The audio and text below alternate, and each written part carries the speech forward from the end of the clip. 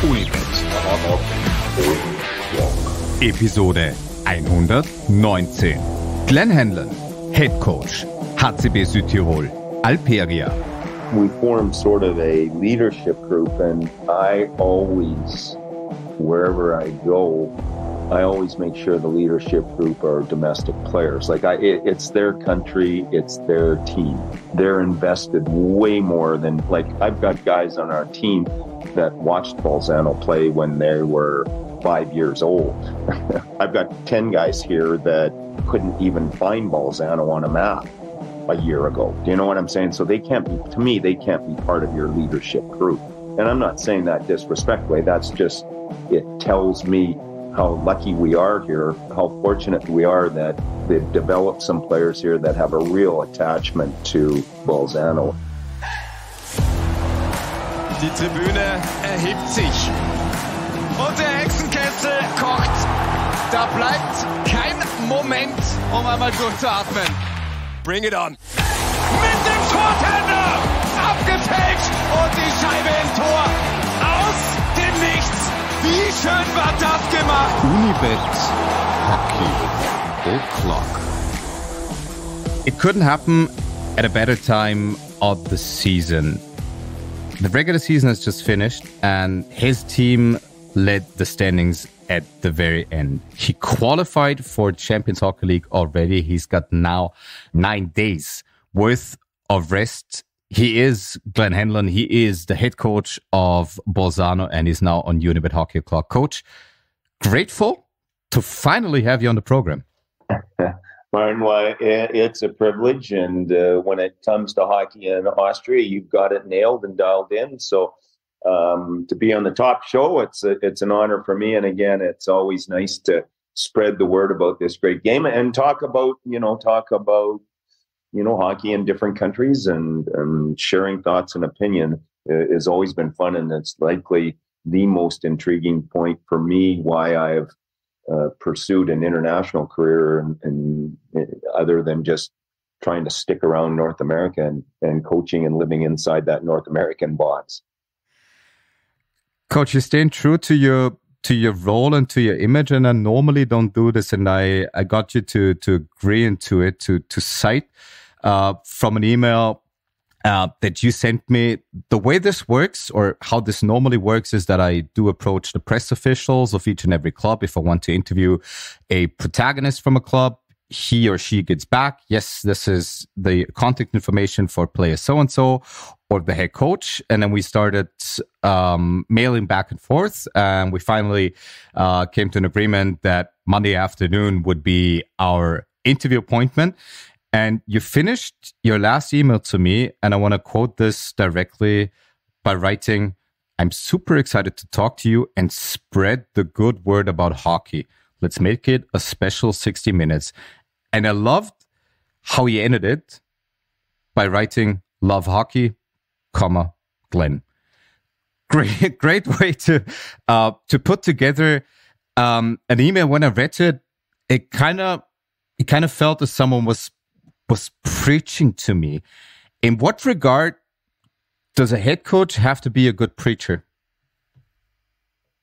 Well, we're ambassadors for the league, and we're ambassadors for hockey all over the world. And I learned at a very early age that from people that were coaches or people that were maybe friends, parents, or my parents for sure, we're a very special, very fortunate to be able to do some things and do the things that we love to do.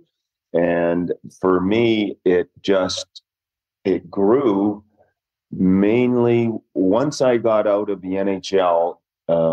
Working in the NHL was a very self-centered existence. It's all about just winning the next game. It's all about survival. It's all about everything to do with going up the ladder and doing whatever it takes to make the next step. And when I got out of that environment and started working in international programs and working in countries like Belarus, that you understand that you have a real commitment to the game of hockey to help help grow this game wherever you go, and every breath that you take when you're representing your teams or representing your country, that you've got to make sure. So you start spending some more time in grassroots. You start spending time with minor league coaches or minor hockey coaches, and you spend time with professional coaches in every country. And you run into a lot of great people, a lot of different things. And I've really realized, for me, I enjoyed going up to Norway in a friendly tournament at Christmas and seeing Norway at Christmas time and just sitting in that rink and watching some really unique systems and coaching of younger players and developing younger players in Norway, as I did watching a practice in the Montreal Forum or all the rinks that we were playing in North America. So I knew that was the calling, and that's why I keep on making sure that everyone else, that I can spread that word to everyone that I come in contact. And here I am. Who would have ever thought that I'm going to come from a little city of 35,000 people in Brandon, Manitoba, and I'm doing a podcast with an Austrian in the middle of sitting in the middle of the Dolomites here in Italy. I mean, it's really mind-boggling. So I want to make sure that I'm appreciative. Hockey life indeed has got interesting ways of turning out. And glad that you've already touched a little bit about or on the business, sometimes the cruel business that is the National Hockey League. I, of course, want to get to that eventually as well. But I want to start with the here and now. As already stated, we record this one day after the conclusion of the Ice Hockey League regular season, a regular season that brought tremendous success again to Bolzano's hockey program. You won 37 out of 48 games at a remarkable 78% winning rate. If I told you right before the season, look, coach, you're going to lead the standings at the end of the regular season, you're going to qualify for the Champions Hockey League, and you're going to win more than 3/4 of your games, what would you have said to me in August?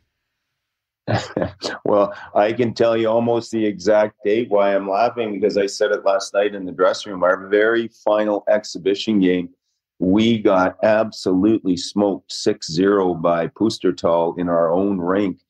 And I guarantee you there weren't many happy people around Bolzano, myself included. And you were kind of wondering what was in store for us coming down. So to be really honest and forthright with you, I didn't see it in August. The one thing I did see in August from our group was a really close-knit bunch of guys. Like we spent 10 days up in a beautiful place called Corvaro, and we stayed in the Army barracks for 10 days. And it really brought our team together. But you can put anybody in a confined area or any team in a confined area, and it's either going to be a fantastic experience if they all get along and you've got a good group of guys and a good group of leaders, or it could be just an absolute catastrophe if everybody hated each other or they had nothing to really get along with. So we had, after that game, our captain, Danny Frank, and a couple out of the core group of guys that we had then, we had a meeting, and they said, like, look, coach, don't worry about it. Like, we've got this. Like, we've got it covered. Don't worry about this game as much as it was not what we wanted. There's some great things that are going on here that you don't see in terms of our team, and we got off to a good start. Was that the switch that kind of flipped, or was it something else that led to the good start? I mean, right out of the gate, you won 4 in a row, 7 out of the first 8, according to the Unibet stats. So you basically led the standings from the get-go.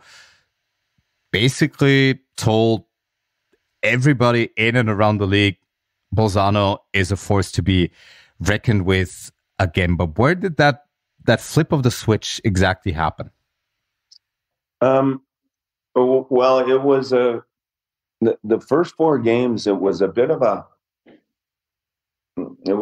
a risky situation for us as coaches. I don't know how it works for scheduling, if it was by design and we wanted to play that, but we played the first 4 games at home. So when you're when you're playing, what is there, about 24 home games or something? You're playing 4 of them in the first 8 or 9 days, or whatever it was, 10 days.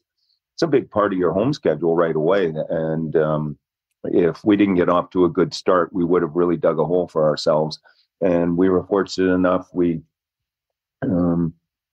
don't want to say fortunate. That's the wrong choice of words. Our players played well enough and hard enough to be rewarded at home. And Bolzano, as you all know, there's lots of fans there. They're passionate about hockey. They're knowledgeable about hockey. So we've got a couple wins, and the first 4 games worked for us, and then just got us some confidence to get going. And then it was just a matter of, we would maybe go 3 or 4 games and our power play would go good, but our penalty kill would be bad, and we'd get through it. And maybe we would play poor defensively, but our goalie played well. And then it always seemed one part of our game was just managing to keep us in right through the start of the season. And then we got back. I think we had 10 players from the national, maybe not 10. It was pretty close. Martin, I don't know. We had, but a lot of our players, almost every Italian played in the international break in November, and it was a tough turnaround. They had to get home from Fehavar. They played 3 games in 3 nights. They got home, they traveled all day, and then the next morning we had to get on the bus and go to Vilac. And that game was a really tough game for us, and we were beat and tired. And then we had a little bit of a down stretch right in there, but after we got got it back on the rails again and managed to play well enough to win some games. When taking into account all these difficulties and all these ups and downs, and naturally each and every team faces them individually during a long season, how big of an accomplishment, and maybe I have to back this up a little bit, because 11 years ago when the Blackwings Lynx went on a magic carpet ride to their second team title or organizational title, Rob Daum, first year head coach back then, his mantra was never lose more than 2 games in a row. And he kind of backed it up. I think they only lost 3 games in a row once. Now, you, with all the difficulties that you had to go through, the longest losing streak, according to the Unibet stats, of the Bolzano season 22-23, 2 games. How proud does that make you of your team when hearing that? Yeah, I'm proud of our team for lots of different reasons. I'm proud of them because they're good guys. Like that's I've learned, like, I've done this enough. I hate getting old. I don't really enjoy it, but it has given me a certain perspective on the game. I don't have a lot of mantras. I don't have a lot of rules. We don't have a lot of, I respect everyone that uses or say, like, well, we can't lose 2 games in a row. Well, what happens if you do lose 2 games? Like, say you play 2 teams and their goalie stops 50 shots each game and you lose 2 in a row. What are you going to do? Blow it up and reset? So, I just kind of ask our guys to try to get a little better every game. And, we're going to show you some video after games, and maybe we can find an area the next night that we can improve on. And in the end, I've really realized you have players that are hockey players, or you have players that play hockey. And we have a lot of hockey players. Like, they love the game. I don't worry about them. I don't worry about the team getting prepared. I don't do a lot of things because we've got some real winners in our room. And all of these things, you're asking me now 2 games after the season. Well, so many things can happen in playoffs, and things can change. I'm just commenting entirely on when this interview is taken and what has happened so far. And for me, it's about having players in that room that really love to play and play for each other, and they just like coming to the rink, and we just sort of leave it at that. Good thing is, this interview will already be out this upcoming Wednesday, so another 6 days to go until the Foxes finally hit the playoff ice. But as you've already talked about, one interesting person, namely Daniel Frank, the new captain of Bolzano. And we as broadcasters, or me as a Pulse 24 member, we were already successful in kind of rating the Foxes last year after Anton Bernard's retirement. One of the iconic captains Bolzano has had in recent years. He jumped onto our program and he's now a pundit, and he'll also work the playoffs. So maybe he's going to see his old team again. But having to lose one's longtime captain, and I know Bolzano had to go through it after Alexander Egger's retirement, who's still connected to the club, obviously. But how did you try to fill that leadership void? And I know there's no Anton Bernard or no next Anton Bernard, but when you got there, it was kind of like a clean canvas. So how did you approach it in terms of forming a leadership council and coming up with a new captain?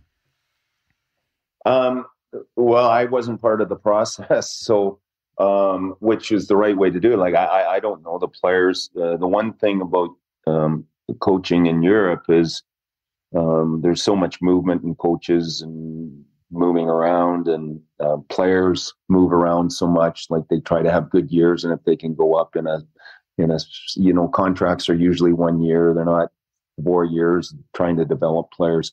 So I didn't really know. I didn't know.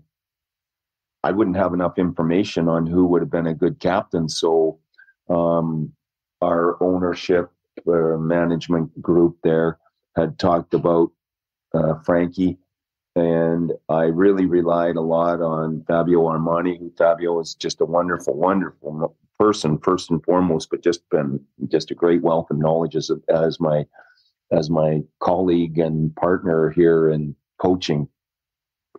He's not an assistant coach to me. He's a head coach in my eyes here. And he just said it's clear and simple that Frankie's the guy, and it didn't take very long for me to figure out why. And it was just a pretty easy choice. Now, with that, when we form a we formed sort of a leadership group, and I always, wherever I go, I always make sure the leadership group are domestic players. Like it's their country, it's their team. They're invested way more than, like, I've got guys on our team that watched Bolzano play when they were 5 years old. I've got 10 guys here that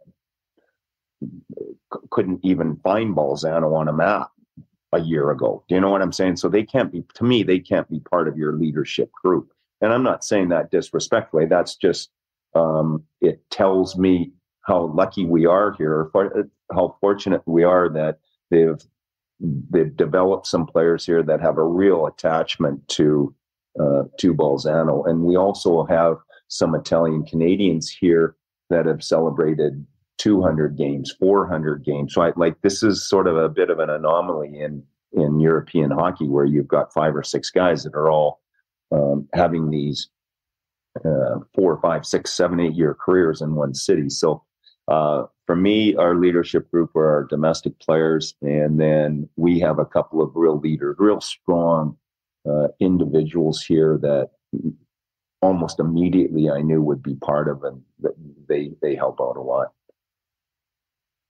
When it gets to putting the team together, you already said a lot of work had already been done once you got to Bolzano. How did you get to Bolzano? Because last time a lot of viewers on our station, Pulse 24, saw you was when you were ousted after 4 games against the eventual champion Red Bull Salzburg in last year's quarterfinals. You being the head coach of Ollis Neumo, which are unfortunately not part of the league anymore. But how did that jump go from Neumo to Bolzano? Mm-hmm. Martin, I'm not too sure what happened behind the scenes. Last year was really disappointing. Neumo was a great spot. Pavel does a great job there, the owners, and I really enjoyed my time there. It was kind of a real neat city. It was so full of history and just such a learning process. And I always wanted to just go see a city and live and work in a city in Czech Republic to see how they develop skill and how they develop players and things like that. So when the opportunity came up, I really enjoyed it. And we had a real good crew of guys there, and they played really hard.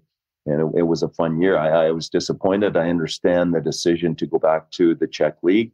But so I wasn't working, and the great thing again, as I go through life and hockey here, if I was 40 years old and out of work and not knowing what I was doing, and my son was a baby, and all of these extra pressures on you, I would be going, wow, crazy. What am I going to do, or how am I going to do this? And now I'm at a stage in my life. My wife's got a good job.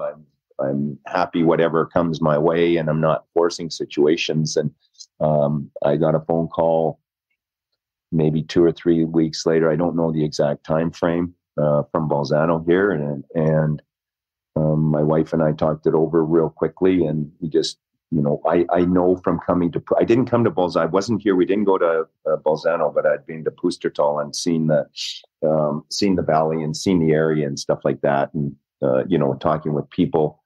It was a no-brainer for me to come here. So it's been great. And there's great food. Mm-hmm. Yeah, very true. Yeah.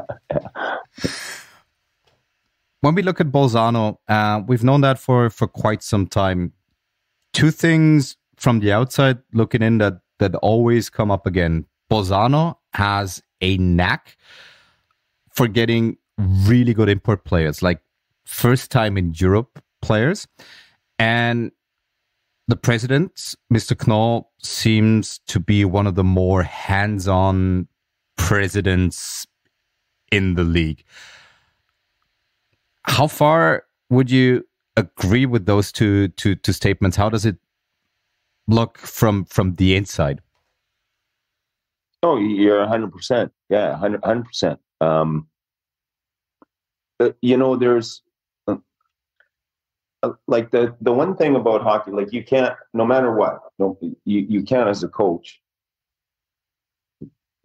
Almost what I've come to realize, it's as is important, maybe even more important. I don't know how you judge it, and I learned this from a guy named Doug Shedden. Doug has worked in the DEL. He's worked in Finland. He's worked he's been all over. We used to play together, and Doug told me very early, as I was it was just my first year. I took over Jokert when he was leaving to go to, I'm not sure if he was going to Switzerland or going to the KHL. I can't remember. It was quite a few years ago, but he told me, Glenn, he says, over here, it's recruiting is as important as knowing what breakout you're going to use and be able to get the players. And you can't sign good players without having the resources. Like you your club needs to have the money to be able to sign these players.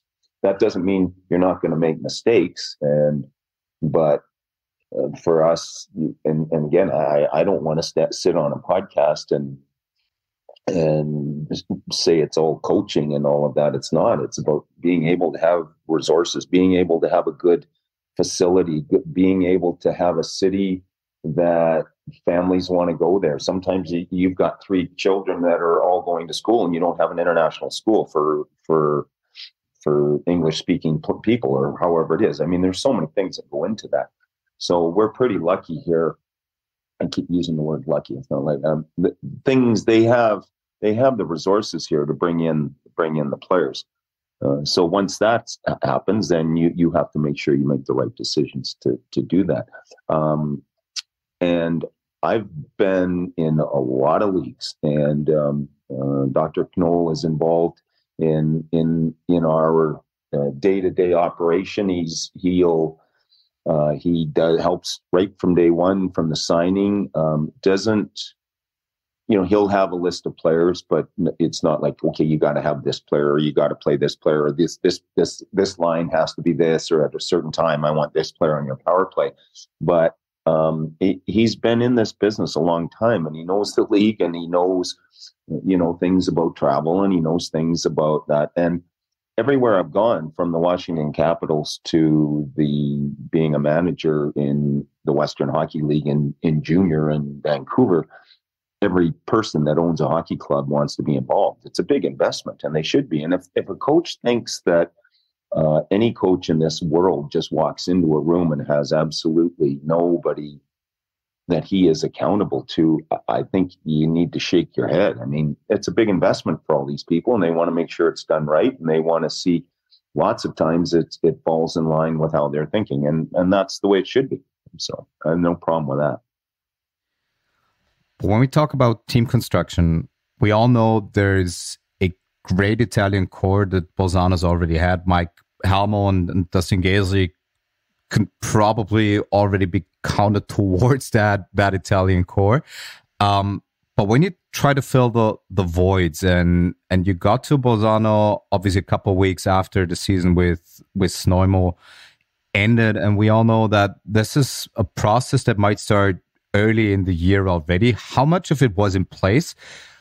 How much, or to what degree, were you able to shape the direction that we're going in terms of people that you wanted to bring in? And I don't know, it's about budgets, and if it's a good fit for the player, and there's so many different factors in that equation. But what kind of people were you looking for? What kind of players were you looking for that we were able to bring in that shape this program and this Bolzano Foxes team of the 22-23 season?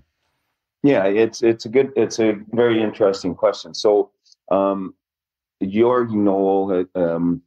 Noel's son is younger, and he's more in tune with players, and he's been talking to agents and that for these past years. And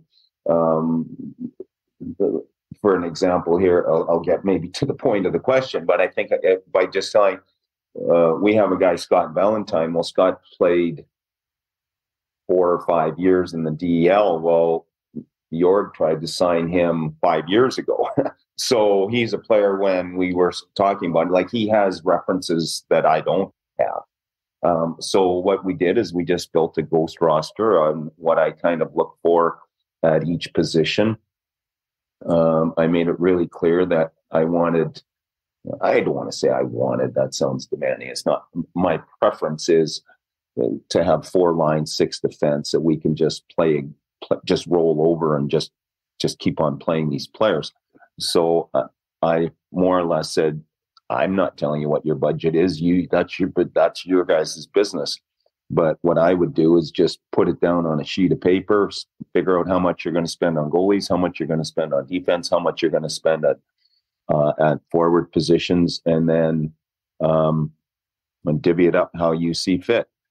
And I said, if there was a choice of having one really, really high expensive player and one really low player, I would rather kind of even it out so that I've got 4 players in every position.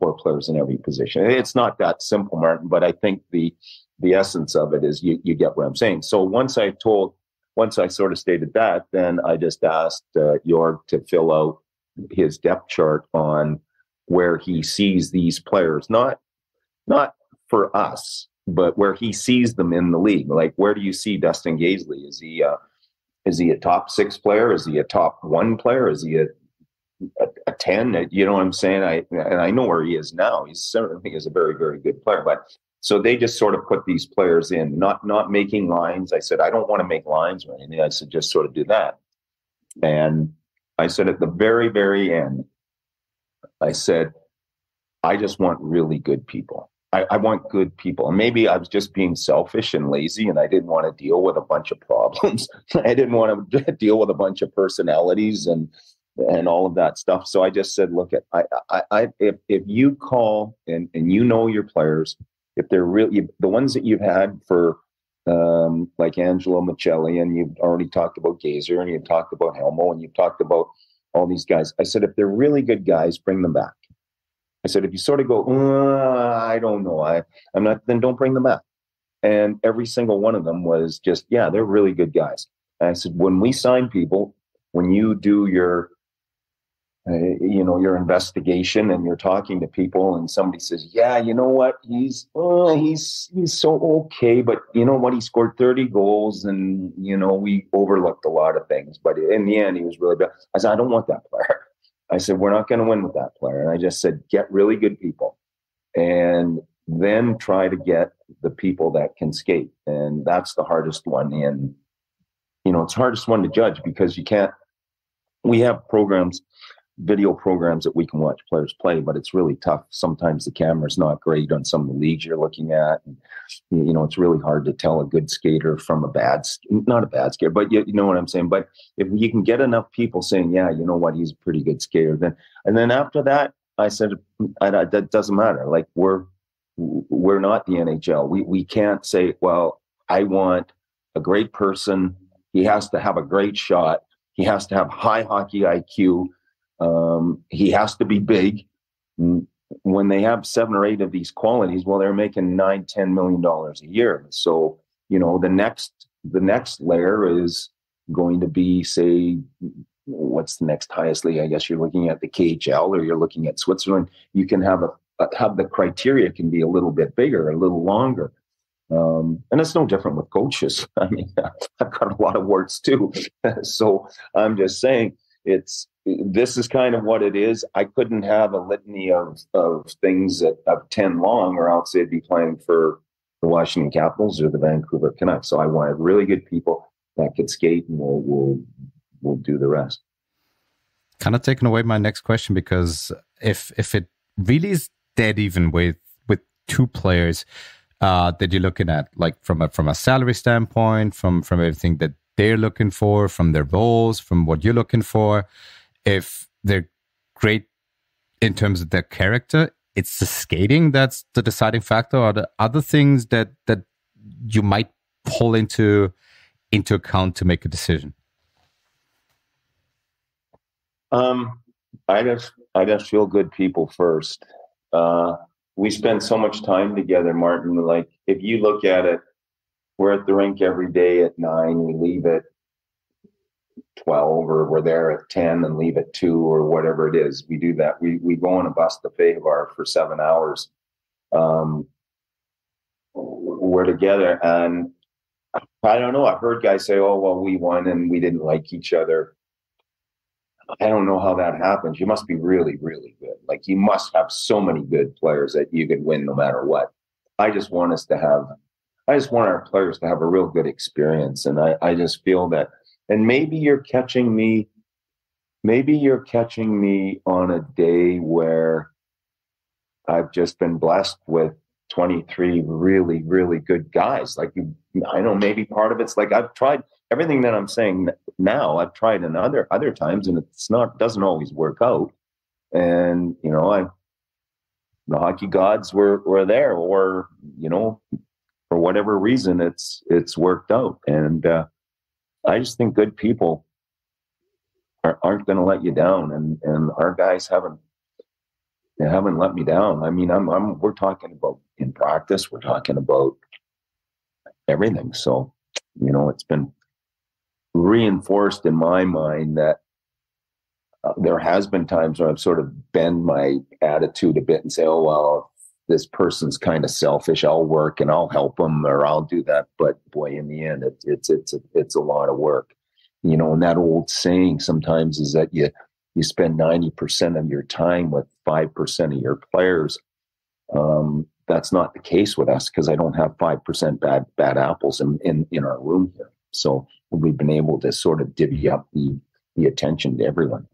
And you know what, too, there's a lot of things that go on behind the scenes that keep everybody in check. Like, there's your leadership group again coming forward and eliminating. I've had a couple of times where we've had some bad periods, and I go to walk in, and I've had one of the leadership guys, don't worry, I've got this. Like, we've got this here. You don't have to worry about it, coach. We're okay here. We've got it. So, I mean, maybe they go in there and all laugh and say, hey, you get rid of the coach next time we play bad. This time it's my turn. But he's he's senile and old and he can't figure it out. So we'll just cut him off at the path. So, but that's, again, I've got a guy here, Mike Delhusen. He winning follows that guy. Like he's like, we're playing a game. It's about our second or third exhibition game. And we're playing, this is kind of like, because we have 3 farm teams. So I think part of the deal is that we would play exhibition games with these. We played one in Gardenia, one in Interland, and we played one other one. Oh, in Morano. Yeah, that's where we played it. So anyway, like we're playing against Alps League teams, and Mike's like, and this is like August the 15th or something. And it's like a playoff game intensity for this guy. So, he brings that every single day. And again, I mentioned guy Scott Valentine. He's just a real leader. Like I've been fortunate enough to be around some really good players and good leaders, but these guys they don't take a back seat to anybody in their approach to the game and how they manage people and manage their teammates and how they come to practice. And we've had some bad practices, and before I even say anything, guys are just taking guys aside and making sure that they get their act together. So maybe, as I'm talking about how everything is, maybe again, like you said, it should be maybe more recognition of your leadership group behind the scenes. But when we look at a season that Bolzano just had, and I know everything can change with maybe an ousting in the quarters or the semis, which would deem everything that has happened so far maybe kind of a failure. But as of right now, tremendous season. You were right around the standings or at the top of the standings for most of the year. You deserve to be the team that eventually makes the first pick of its playoff opponent in a couple of days, and I want to get to that as well. Again, from the outside looking in, it seems as the entire year was kind of smooth sailing. But from the inside, I know there had to be moments where you thought this can't be, or moments where things just didn't mesh like you want them to be. What was one of those moments, if you might allude to it, where you thought, okay, this is someone no one on the outside ever sees, but this is really dark or bad or shouldn't be, that you then again try to use to correct the course? Yeah, all of these answers are all directed at the previous 7 or 8 months, or however, since October or August the 10th. I'm smart enough to know the season's all about, when you watch Daryl Sutter being interviewed in Calgary, he's like, I don't even know if he would come on today to talk about the first 48 games. Like he'd hate me questioning him.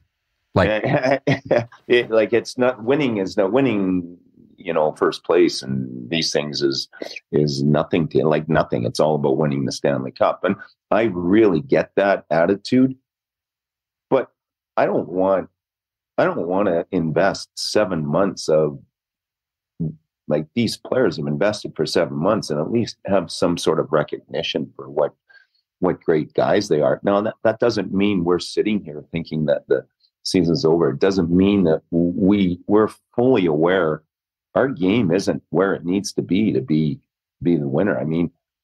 There's teams that, we played VLAC. They beat us 3 or 4 times. Like we one game, we didn't even touch the puck, for crying out loud. And Salzburg, we won last night with 2 minutes left, and they left 4 or 5 of their top players at home. So we have a long way to go. But we understand that, and we respect every opponent. I've drilled that into them. You don't want to, the old saying, you don't fear anyone, but you certainly respect everyone and everything. So, the first part of that question is that these things have nothing to do with what we're going to face and the amount of intensity and the improved play and what we have to do and how we have to find a way to even reach another level in these next 9 days, because it's going to get pretty smoking once we get going here. So in our first opponent. So that's kind of the part that we look at. I don't want to project anything. I don't want to look at things as failures or as successes. We just, again, it gets back. I mentioned it earlier, and we're kind of like, okay, we got to play game 49 here, and we got to be better than we were in game 48. And when we play 49, we got to be better in 50, because no matter what happens in that game, there's going to be a smart coach trying to push the limits to find a way to make us better. And that's kind of where that's our approach to it. And, you know, I've had, I don't make, it's a podcast for an hour. In my communications course, they said your answer should be 15 seconds because that's all they give you on TV and radio is fixed. So if you give a 5-minute answer, they're going to edit it for 15 seconds. So I don't know if all this gets in, but you know, we'll let you get back to your question now. No worries. This is why I came up with the podcast, because I hated these post-game or pre-game snippets that were entirely the same. You basically could do them once a year and let media people just reuse them for the entirety of the year. And this is where we do dig a little deeper. And that's the beauty of the podcast. And I do think we'll get to the hour. And even if your next answer is going to be a 20-minute answer, love listening to you. Very enlightening. But if you don't mind, I'd ask, or I've got one or two more questions for you prepared. Great. So refrain from those 15 seconds at the very least on this program. The one question that still kind of stuck with me when looking at the Bolzano roster, and we've already talked about the core and the players that have been here, but from all the new players that you brought in, maybe not even the first time in Europe players, but the players that play in this league for the first time, who kind of impressed you the most? And I know name dropping is something coaches hate, or circling out players, but is there still anyone whose development, whose journey you kind of found interesting or exciting? And of course, this is a setup question. There's more to it because I want to talk about a specific player. But is this someone that kind of stands out for you? Well, I think right away, I mean, Sam Harvey, like, you're bringing in a goalie that is, I think he had 2 years. I think he had 2 years of pro experience, kind of East Coast League, American League, up and down. And it's a big adjustment. Like, people don't understand in North America how big of an adjustment it is to come and play in the bigger ice surface. And I always wondered, as a ex goaltender, I'd never played on an international sheet of hockey. I always wondered if it would be any different or whatever. So when we signed Sammy was one of our last signings. I think one of the reasons we were more selective is we had Angie Bernard that we felt is a number one goalie in this league. And so it gave us that luxury of not panicking and doing something. So I don't even think Sammy, he didn't even start training camp with us by the time he got there. So we knew that he had a history. He had won a CIS Canadian Championship, and he had won a Quebec League Junior Championship, played in the Memorial Cup.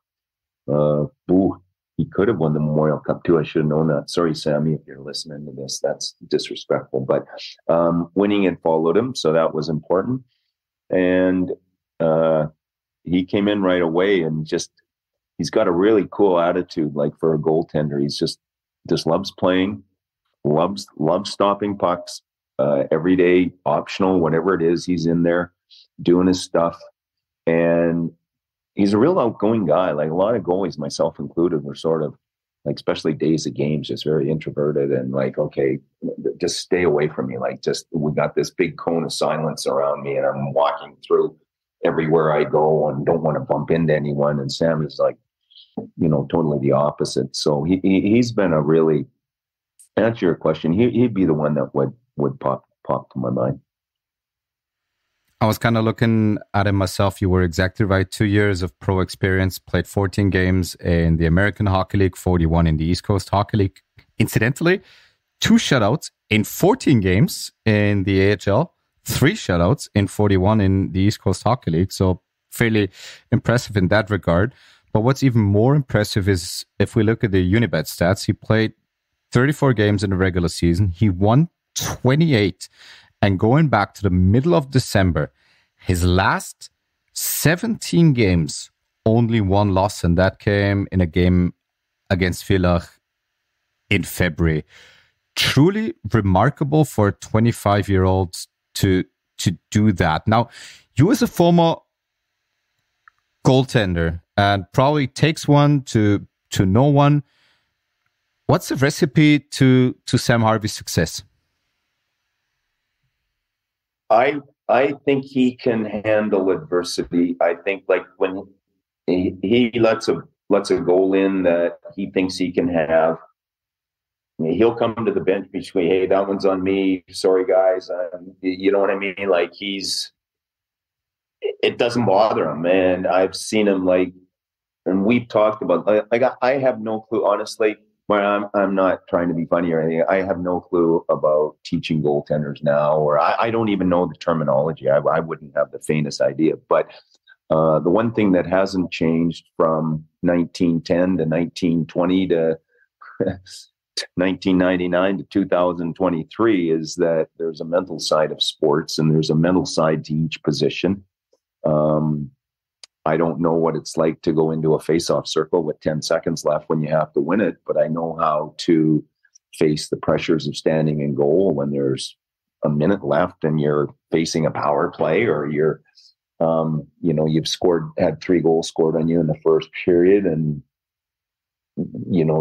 some goalies kind of pack it in and say, well, tonight's not my night, and other goalies are going to dig down deep and find a way to win a hockey game 5-4 and not worry about it. And I think that's what I like about Sammy. I mean, it's just, he just goes out and plays. And I think that just comes from loving the game and loving the moment. And doesn't seem to bother him. I don't know how he feels inside, but outwardly, it just seems like, oh, well, I've got 40 more minutes to be in my sandbox here, and I'm going to go out and enjoy it and see what happens. So.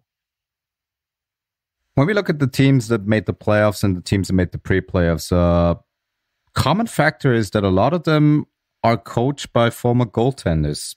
It's Bolzano, coached by you. It's Innsbruck, coached by Mitch O'Keefe. It is Fehérváry, coached by Kevin Constantine. It's Asiago, coached by Tom Barrasso. Why is it all goaltenders that tend to bring success to those programs? Maybe we're bad with our money and we still needed to work after our careers. I don't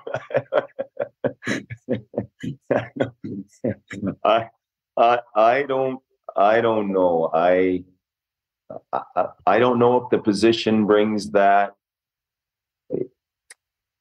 You know what?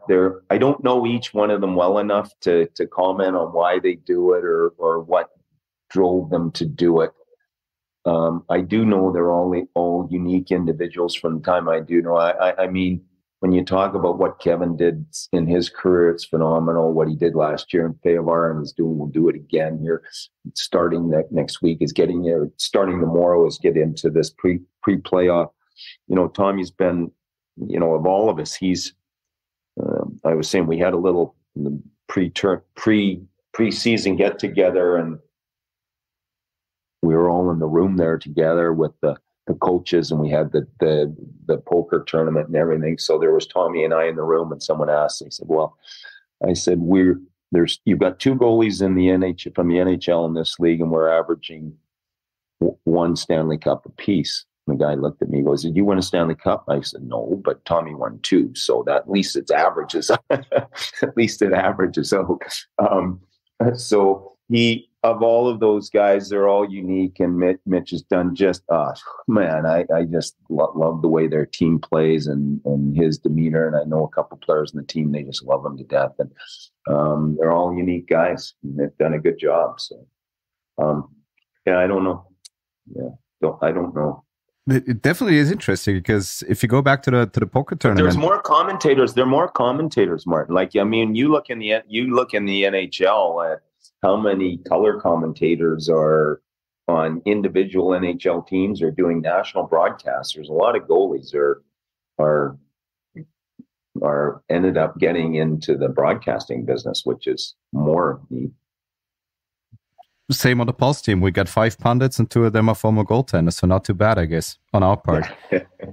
But going back to the poker tournament, I mean, you got all those former goaltenders, NHL goaltenders, NHL head coaches, and you're sitting across from Mark Abscheid, whom you played with in Detroit, or Dave Barr, whom you played with in Detroit. Is that kind of the ultimate proof how small Planet Hockey really is? Oh, yeah, you nailed it. Like, you nailed it. And Martin, we talk about that. Like, when I was sitting there with Barzy and Javi, we're going, like, what are the chances we were going to, like, you know, you talk about, I think one of the questions earlier is if somebody asked you at the start of the season, do you think, or at the end of the expo, do you think, well, what are the chances of our team in Detroit, like, how many years later that would be?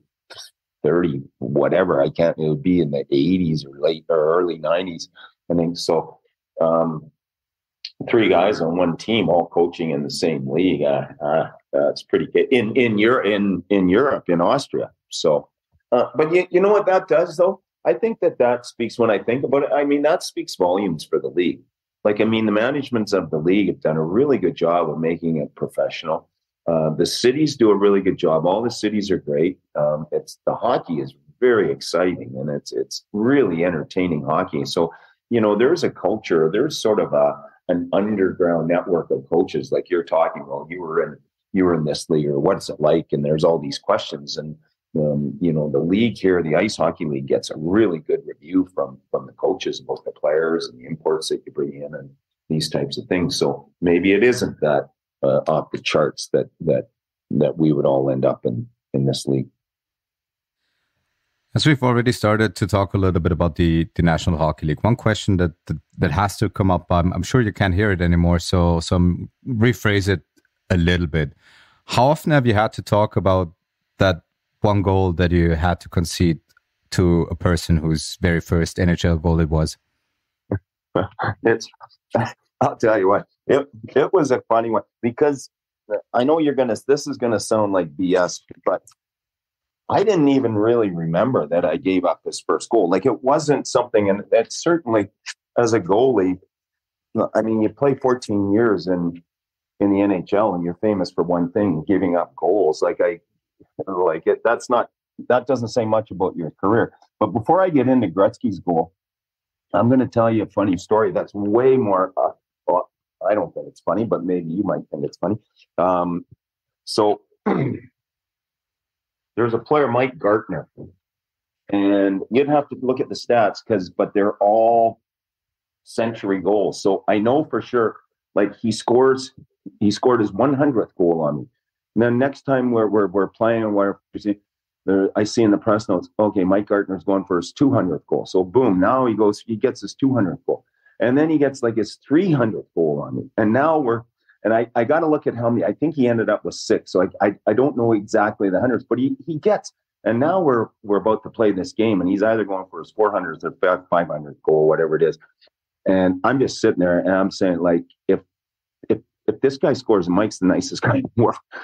I said, if this guy scores this goal on me, I says, I'm throwing the puck over the glass. I said, I don't care if it's a penalty. I don't care, but he's not getting the puck. So anyway, sure enough, he scores the goal.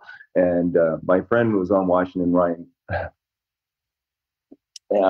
Walter. So he goes get the puck, and I take it out of his. I'm wrestling it out of his hand. And I say, "Well, I'm throwing this thing over the glass." I say, "Gartz isn't getting this puck," and he's got a bear hug on me, so he won't throw it over. So anyway, now fast forward, he's going for another. He's playing in Phoenix, and I'm the assistant coach in Vancouver. And he's going, again, I don't have the numbers exactly in front of me, but he's going for either his 500th or his 600th goal. And I'm behind the bench. So Gartz is skating around before the game, and he goes, hey, Glenn, you wouldn't happen to have your equipment back there, do you? I've been struggling to get this 600th goal. So anyway, back to Gretzky.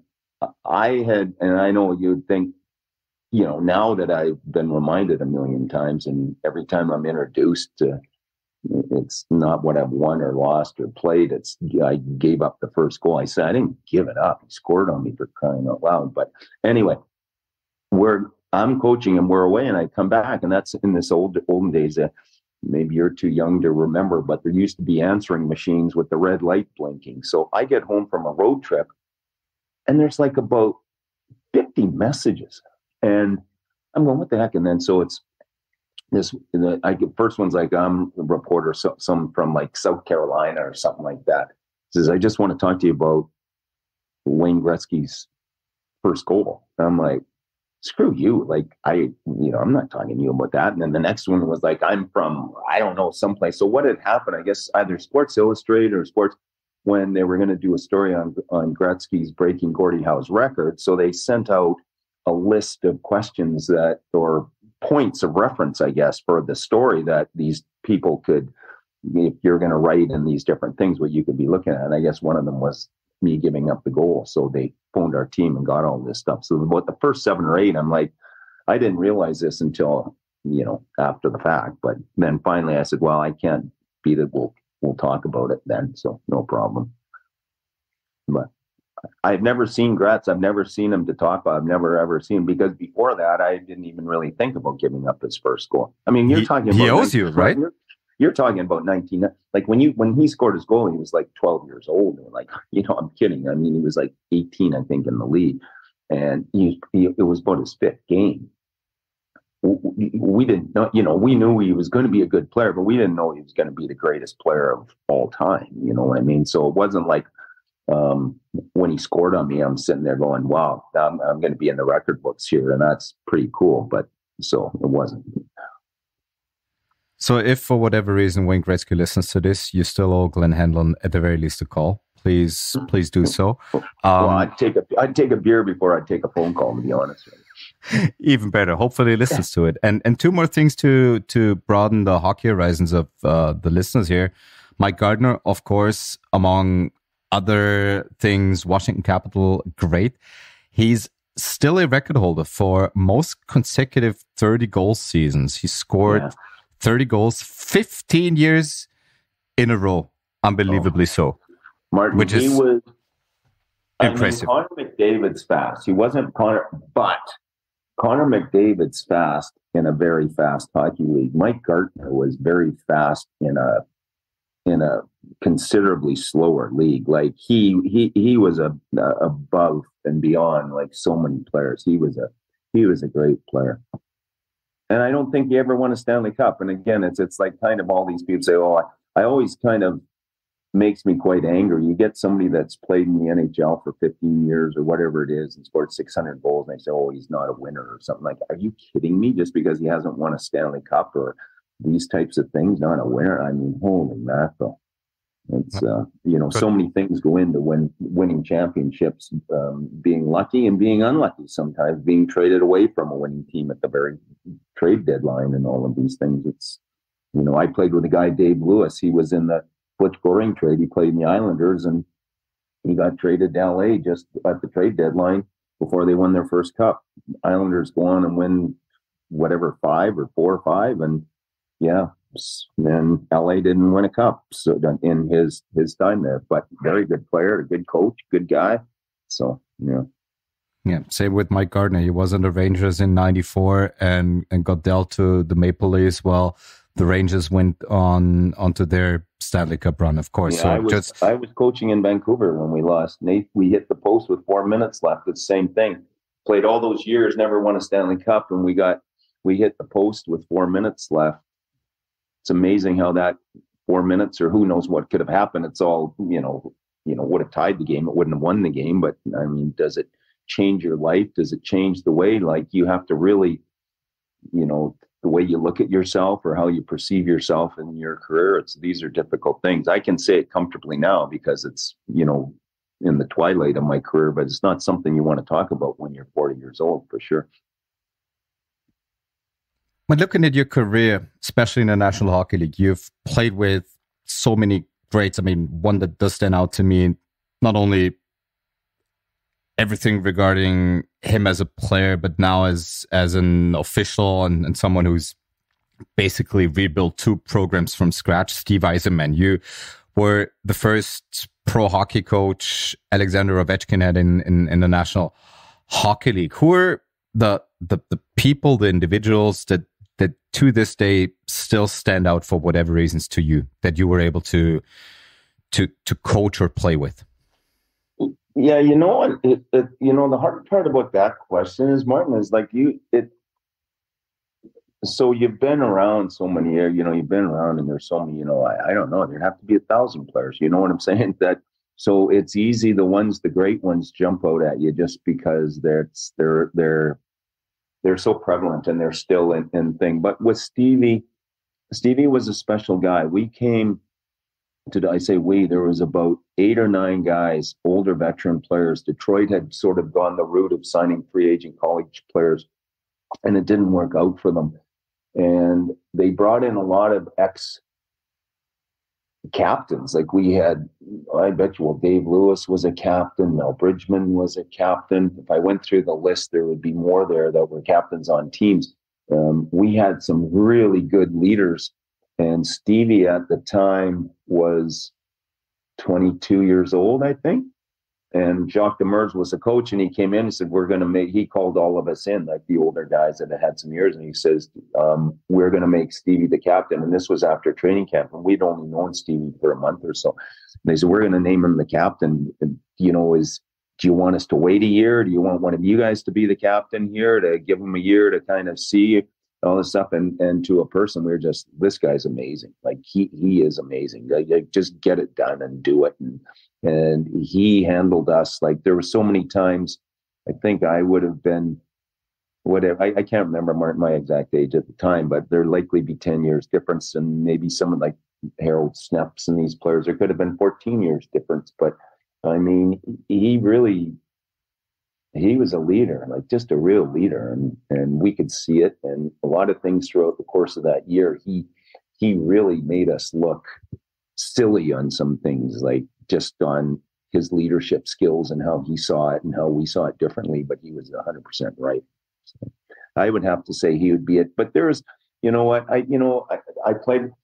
There were so many players there, and you know what? When you're at that level, there's some real quality people in those groupings, and to name one over the other, really difficult. Brian Sutter, like some of these names, they're not going to resonate with your listening because it's too.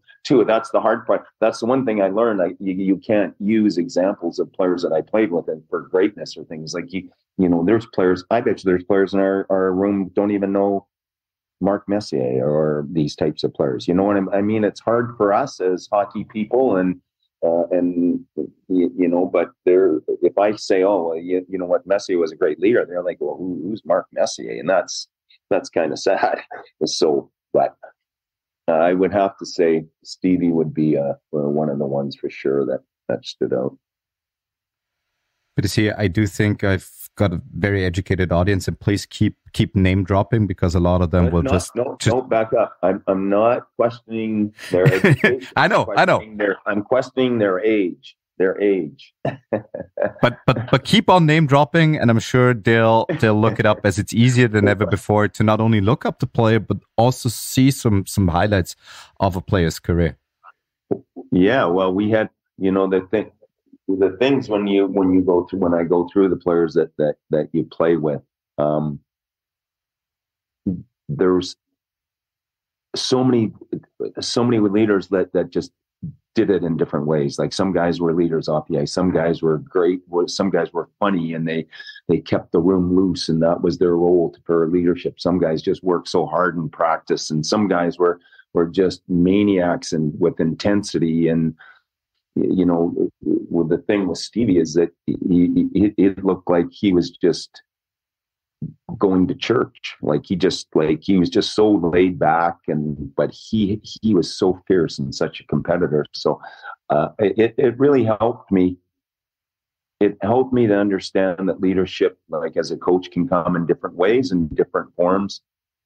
But in the end, like I said, your leaders will come in all different shapes and sizes and attitudes. Right at the beginning of this conversation, and I want to round this out because I know that you've still got a lot to do, and I've already cost you more than an hour of your valued time.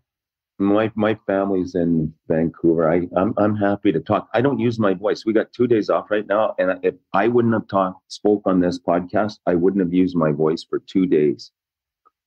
Really? So, yeah. So I'm quite happy to be able to speak. You know what? I could stretch this to 2 or 3 hours, but I'd rather bring you back on another instance because I want to separate this into multiple parts. But the one question that I want to come back to, or the one answer from you at the very beginning of this conversation, I want to kind of touch on again is where you said that the NHL can be a cruel business at times, where it's just about the wins and losses, where it's not about the people, where if someone doesn't perform, there are 5 to 10 players just waiting for that, or waiting for their shot at his position. You've played, you've coached, you've been through it all. What were the instances where you felt, okay, this is indeed more about the business than it is about the individuals? I think I understand the question. Like, I mean, it's great English. I think, well, maybe I'm just trying to think here so I get the right. The one thing, I've worked for 2 different types of ownerships. I worked for the Griffiths family in Vancouver, and it was a family. I knew every one of the kids. I still am in touch with Arthur Griffiths. He's part of our Canuck alumni. Every New Year's Eve after the game, we would go to their place for a party, a New Year's Eve party. Mr. Griffiths would come down between games or do it, and it was very personal. It felt like you were part of their family. So same thing when I was in Detroit. And then I've worked for corporations when I was with the Rangers, and there was a corporation. You didn't ever really know who the owner was or any of these things, and it felt like a business. I think that's maybe one example of it. But when it comes down to individual situations,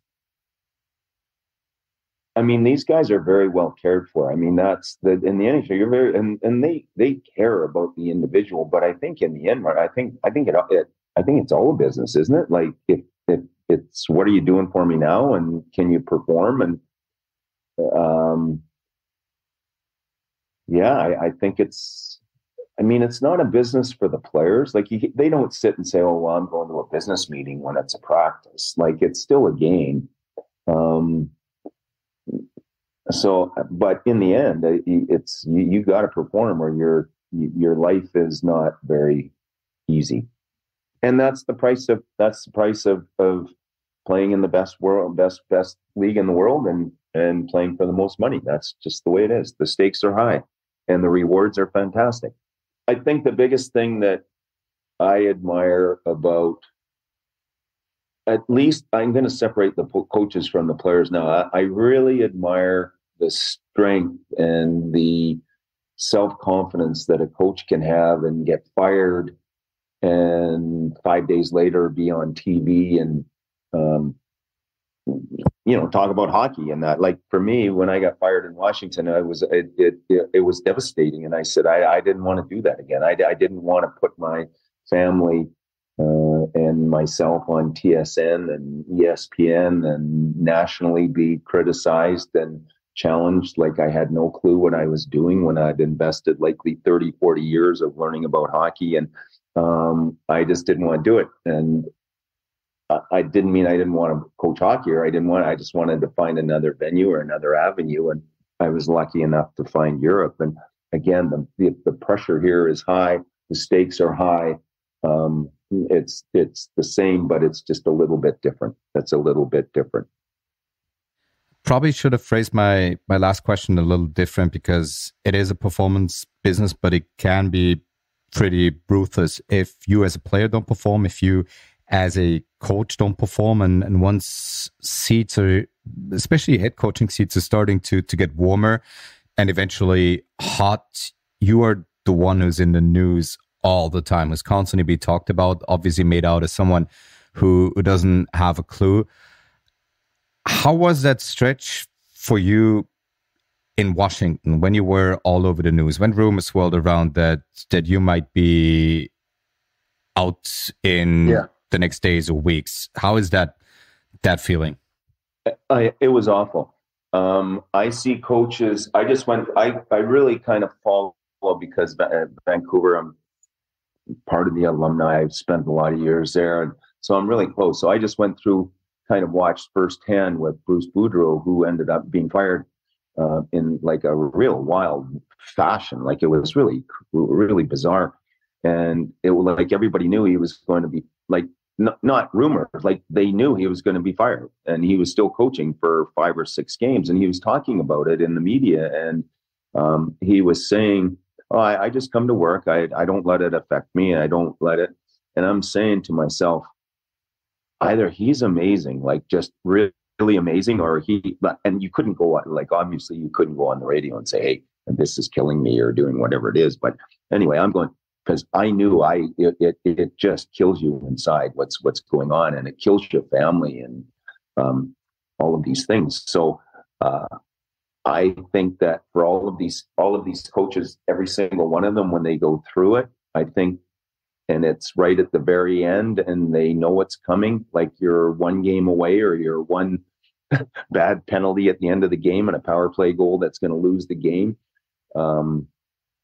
It's really tough, and it's almost like a relief when you are fired. Like you get to a point where I don't think you're coming out of this. Like, I just don't see a response. It's gone 5, 6, 7, 8 games, and it's getting worse instead of better.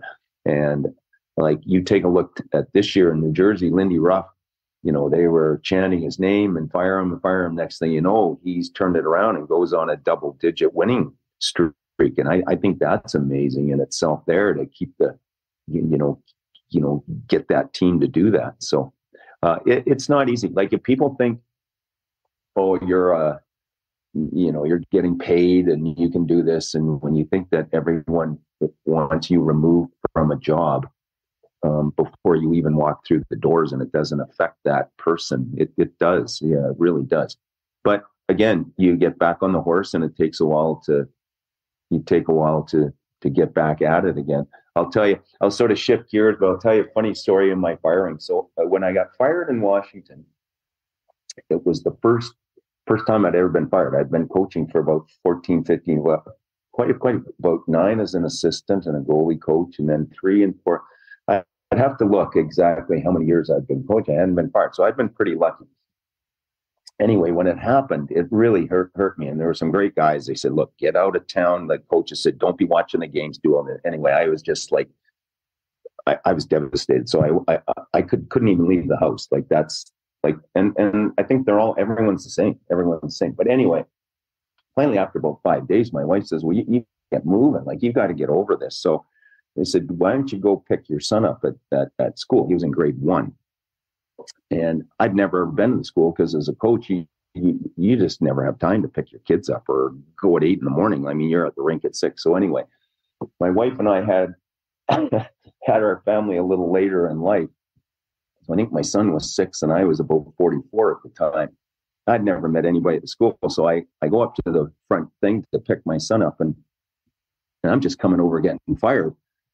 So the principal comes out, and the lady says, "Oh, who are you looking for?" And I go, "Well, I'm here to pick up Jackson Hanlon."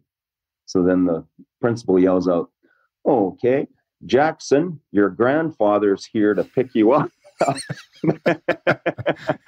Back into the basement again. Beck, I said, "I'm not even, I can handle getting fired, but I can't be handled call him my son's grandfather. So add insult to injury. Add insult to injury. Yeah, for sure. But it's these guys. They're the coaches fraternity. You would be. When I was fired in Washington. The rink was about an hour from my home.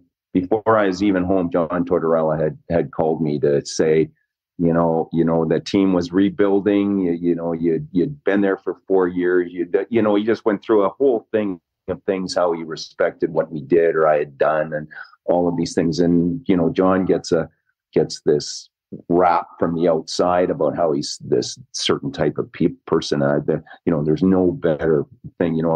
A coach in Florida, Mike Kitchen was his name. He called me almost right after that. He said, "Glenn, just get out of town. Just don't be watching your team." And all the players all the coaches that you had or known, or that they're really a supportive group. So it's pretty special. The Lindy Ruff example that you mentioned is a pretty good one, because up until last year, Pulse 24 also did broadcast the games of the NHL, and we on air ourselves were wondering, is Lindy Ruff the right guy for the job? Well, turns out he is. Do you think, or how much time do you think you would have needed to turn things around in Washington? Or was there just no way of turning things around? Yeah, I think that for me, everybody, this hockey life is about experiences. It's about going through experiences as players. It's maybe being a player that gets called up from the American League and he doesn't handle it properly and he gets sent back down. And, I'd gone through quite a few years as an assistant coach in Vancouver, and then 3 years in the American League. But like I said to you, it's the first time that I'd ever been fired. So I'm going through a process for the first time in my life. And if I could go back again and do it, I would have changed a lot of things, Martin, how I would have handled that month going into it. But you don't have that luxury. You don't have that knowledge because you haven't done it. And I think I was, like I said, I think I was 41 or 42 at the time. And, if that happened now, I would change a lot of things, and how you go about your when you're in a real crisis. And it's about crisis management. And when you haven't gone through a crisis, you don't have the experience to do it. You can read it in a book, but I guarantee you, when you've got the pressures of the NHL and trying to win, reading something in the book, it might help you a bit, but it's not the be all end all. Living it and breathing it is the way to go. So, in hindsight, when I left North America, George McPhee said, "Glenn, are you sure you want to do that?" I said, George, I'm going to Europe and I'm going to Finland. I've got an opportunity there. I'm going to see how it is. And I just went and I just loved it. And I didn't ever want to go back. So, it's a difficult thing. And I've been traded, being traded, it's not the same as being fired. Like being traded, you might think, well, it's a type of firing. It's not. Someone kind of wants you here. No one's wanting you. No one's waiting for you in the parking lot when you go empty out your office and you've got all your information and you're trying to carry it to the car. Like it's a pretty long walk and you're wondering what's in store for you coming up. But that's all. Like I think Roger Nielsen said it best. He goes, the good coaches get fired 10 times. The bad coaches get fired once. So that's kind of how it is. Like you just get back up on the horse and away you go again, if that's what you want. But this was a better life, and I enjoyed seeing the world and seeing different types of hockey wherever we went. Before we get back to the league action, we just quickly want to hear from our good friends over at Unibet, because Unibet has a special offer for all new customers. It's a 400% welcome bonus. Just use the promo code HOCKEY minus bonus while putting 10 euros into your new account for the first time and receive 40 euros for free. More details, as always, in the show notes of this podcast. And of course, it's Unibet by players for players. And I've already mentioned a couple of the great Unibet stats, not only from your career, but from other NHL greats. careers. When we take a deeper look at the Unibet stats, they also show something about Bolzano this year that's interesting and doesn't necessarily bode well for the upcoming playoffs. You're the second most penalized team in the Ice Hockey League. The second most 2-minute minors, the most game misconducts. How do you try on minimizing penalties, or is it just a consequence of the style of play of certain players, or a hard-nosed, tough approach that you want to see your team take that might lead to penalties? Yeah, I don't mind it. Like I think that there's we wanted to have a physical style of play. We talk about it. Like, so when we take a look at our players, we have some players that they're not going to be effective. Like if I told them, I said, look, I don't want you getting involved. I don't want you playing emotionally. I don't want, it's a really hard thing to teach a player or to coach a player. I'm not teaching him, but to manage a player is a better word. That's a better choice of words. To get that player that plays his best when he's right on the line. And that line is a very fine line. It's once you cross it, you're no good for the team. And once you don't reach it, you're not playing with that intensity. You're no good for yourself. You're not any good. No, that's better English. My wife's principal, she'd kill me if I spoke like that. So when I take a look at, we don't want to be that. We don't want to take minor penalties for the sake of just being silly or taking bad minor penalties. We've had different meetings and different talks, and we just say, hey, look, if you're going to take a penalty, make a statement. Like it's got to be you've got to be part of the game in a positive way. So you're putting us in the penalty box here, and if it's for something that's going to leave a lasting impression, if you go in and you get a hit and it's a little overly aggressive, we don't tell players to go in there, but sometimes it happens. Like if you get 10 hits in a game, maybe one of them is going to be overly aggressive. So I don't know, when you're telling your players, look, finish your checks. Our first player on the forecheck, we want to make sure you finish your checks or do whatever that message is, Martin. I think you know the point that I'm trying to make without just coming right out and saying it. Sometimes you got to suffer the consequences, and that's our style of play. That I can't change. I can't change Mike Delhusen. I can't change Scott Valentine. I can't change Mike Helmo. I shouldn't say I can't. I don't want to change them. We have a physical team, and there's been some physical teams that have won championships. And when we're playing smartly and we're not taking, we try to eliminate it to 2 or 3 a game, then we're successful. We had a really bad spell somewhere in the middle of the season. If I went through all of our games, we had some misconducts. We had some different things that we talked a lot about. We just can't afford to lose players. We can't afford to lose players to be irrational and just take things into their own hand. I mean, you still have to be responsible for your team. And we had a couple of games where like four penalties in a period, and it cost us the game. Like you just can't kill 4 penalties in a period. So in answer to your question, yeah, I want us to be physical. Like it's hard to find a physical team in this day and age, but I don't want us to be irresponsible for sure. Like we talk about, and I think most coaches do, like when you play against one of your teams that you're coaching, you want the other team to know that they're in a game. There's nothing worse as a coach walking out of a rink and teams just taking 3 points and it was just a cakewalk. So I think physicality, I don't know if that's old school. I want to play fast. I want to play solid defense, but we talk about eliminating hands. We talk about eliminating hitting at hips and sticks and not letting the player advance. Like once he's moved the puck, we don't want that player to advance into our zone ahead of them. We never, ever talk about cross-checking or making a statement or taking a penalty, but sometimes physicality gets penalties.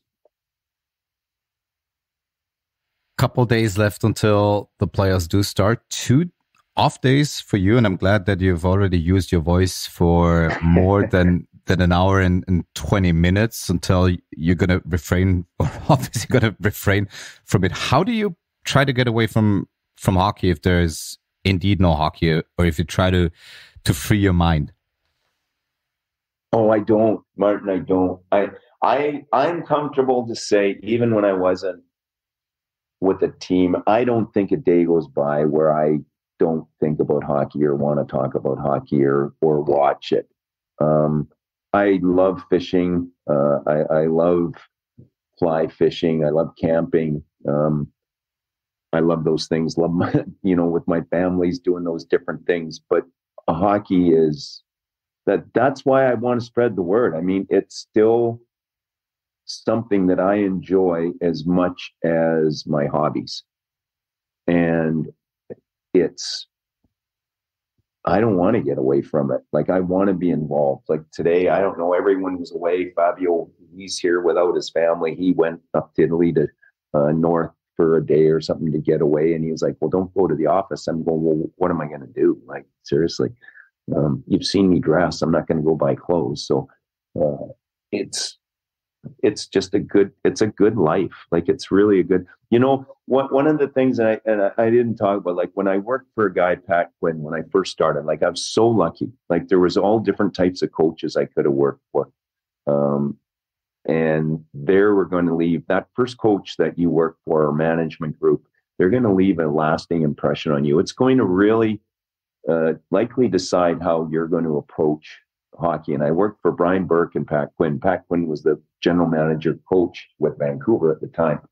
And I asked him one day through a cloud of cigar smoke, because he was always smoking cigars, but I just said, you know what, is there one thing that you can tell me that, it's going to help me in my coaching career? And I thought it'd be something to do about a 1-2-2 forecheck or something. And he just said, Glenn, he says, treat your players when they have a meeting. He said, these are the two things he says. He says, when you have a one-on-one meeting with the player, it's your responsibility that player feels better when he leaves your office than when he came in. And the second one is, he says, I want every player, how I treat them, that if they were going to retire in April and never play a game of hockey again, they could hardly wait till September to turn the TV on to watch the NHL or watch hockey games or to go on the internet. Back then it was read the newspaper about player statistics and those types of things. And those are the two things that he just said. So how can you not love hockey when that's your mentor? You know what I mean? Like when that's your direction that you get when you're so impressionable with that first training camp. It was pretty important. And that was in 1992, I think. Yeah. So those 30 two years little ago. things have stood out, and a lot of things I've forgotten, but those two things I'll never forget. And that's the type of man that he was, and that's the type of man that I worked for, and owe it all to them. Which way is still preaching or trying to get the good word out on hockey. What's definitely circling your mind, I'd imagine, is the choice that will be made either this upcoming Friday or Sunday when Bolzano is the first team to pick its playoff opponent. Have you already made up your mind, or how does it work on Bolzano? Is it the leadership council? Is it the team? Is it the coaches? Who tries to narrow it down to the one team that's eventually going to be your opponent in the quarters? Yeah, that's a great question. I don't have the answer for you. Like, honestly, I don't have. I'm guessing back again. I think Dr. Knoll will have a big part of it. I mean, when you look at that, there's all kinds of different reasons. Like, not all kinds, but I mean, the first one's geography. Just the simple things, like of the 4 teams that are left, I'm not picking who's going to win, just so that there's clarity on this statement. It doesn't make any sense to me to ever, and again, so I'm clear, Mark, I'm not saying Fehabar is going to win the first round. I'm just saying when I look at these 4 teams, I think it would be absolutely ludicrous to drive 7 hours. And if you had to do that twice, I mean, 7 hours there, 7 hours back. I mean, you're looking at 28 hours on a bus in a 10-day window. I mean, that's not fair to anybody. So I would look at the geography first of all, and then after that, here in Bolzano, I don't know how it works. And honestly, I've only been in that situation where an opponent was picked, and that was last year. This first time, and Salzburg picked us. I didn't even realize that's how it worked. So I wish I had a better answer for you and a little more insight to the people that are listening. But just from me, I know how I feel when I drive 7.5 hours on the bus. I don't feel very good. So I'm hoping whatever it is, it's not driving the farthest distance. Coach, we wanted to get to 60 minutes. We ended up at 1.5 hours.